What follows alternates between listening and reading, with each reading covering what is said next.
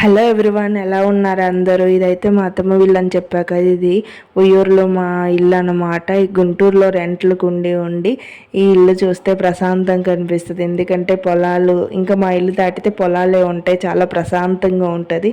ఏదైనా పల్లెటూరే కదా ఫ్రెండ్స్, ఎంత ప్రశాంతంగా ఉంటుంది చూసారు. ఎర్లీ మార్నింగ్ పక్షులు ఉంటాయి, చిన్న చిన్న సౌండ్లు చేస్తాయి. అండ్ సూర్యోదయం అవన్నీ చాలా పీస్ఫుల్గా అలా కుర్చీల్లో కూర్చొని మాట్లాడుకుంటూ ఉంటారు పూజ చేసుకొని.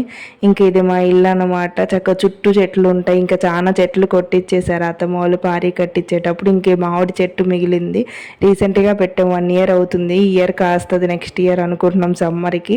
ఇంకా అదనమాట. ఇంకా సింపుల్గా బంతి పూలు మామిడాకులతో ఎలా అలంకరించు, ఎలా ఉందో చెప్పండి. మా ఇల్లు చాలా బాగుంది కదా.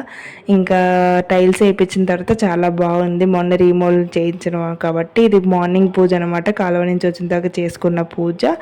ఇంకా శివాలయానికి వెళ్తున్నారు అత్తయ్య వాళ్ళు, ఇంకా రెడీ అవుతున్నారు. ఇంకా ఉసిరి దీపం కూడా పెట్టానని చెప్పా కదా షార్ట్లో. ఉసిరి దీపం పెడితే చాలా మంచిదండి. చాలా చేసిన పాపాలు కానీ దోషాలు కానీ పోతాయి అంట కార్తీక మాసంలో. ఇంకా గుడి నుంచి వచ్చిన తర్వాత వంటలు అయితే స్టార్ట్ చేసేసాను నేను.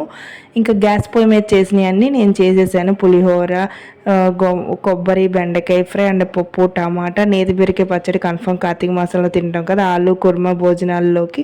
అండ్ గుంటూరు నుంచి సీతాఫలాలు తెచ్చాము అయ్యి. అండ్ సాంబార్ కోసం ఈ కార్తీక మాసంలో మేము 2వ వారం కానీ 4వ వారం కానీ ఈ నోము నోస్తాం అన్నమాట.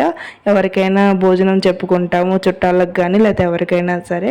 లేని వాళ్ళకి పెడితే చాలా మంచిది. మామూలుగా చుట్టాలు ఎక్కువ మంది వస్తారు. ఇంకా చూడండి, ఉపవాసం ఉండి వండాలి. ఆ వంటలు ఎంతో నిష్టగా నీరసం అయిపోయాను నేను. ఇంకా అత్తమ్మ వాళ్ళు కళాయి దగ్గరికి నన్ను రానివ్వలేదు. ఇక్కడ బూరెలు గారెలు అయితే వేసేసారు. బూరెలు ఒక 3 రకాలు వేసారు. పూర్ణం బూరెలు, రవ్వ బూరెలు, నువ్వు బూరెలు అని ఉంటాయి, అవి కూడా చేసాం నువ్వులతో. మా అయ్యే వ్రతానికి పెట్టాలి మెయిన్గా. ఇంకా అవి అయితే రాశిలాగా అరిటాకు వేసి పత్తిర్లు, వినాయక చవితి చేసినట్టు పత్తిర్లు వేసి ఒక పక్కన మళ్ళీ గారెలన్నీ ఒక రాశిలాగా పోస్తాం కలసం పెట్టుకొని. ఇక్కడ నేను కథ చదువుతున్నాను అనమాట. కథ అంతా అయిపోయినాక లాస్ట్లో కొబ్బరికాయ కొట్టి దండం పెట్టుకొని తోరాల్లాగా ఉంటాయి అన్నమాట. అవి కట్టుకొని ఒక నిమిషం ఒడ్డుకి వెళ్ళి ఆ రాశిలో పోసింది మేమే తింటాం అనమాట. తిన్న తర్వాత ఇంటికి వచ్చిన అతిథులకి భోజనం పెట్టి కడుపు నిండా పంపిస్తాము. ఇంకా విజయవాడ బాబాయ్ వాళ్ళు కూడా వచ్చారు. బావ వాళ్ళ మేనమామ అయిన వాళ్ళ అబ్బాయి. ఇక్కడ అత్తమ్మ నేనైతే ఫోటో దిగాము. నెక్స్ట్ శివాలయానికి కూడా వెళ్ళాము. నెక్స్ట్ వీడియోలో పెడతాను. మీకు కథ కావాలంటే అడగండి, వ్రతంలో చెప్తాను. Thank you for watching. Video నచ్చితే లైక్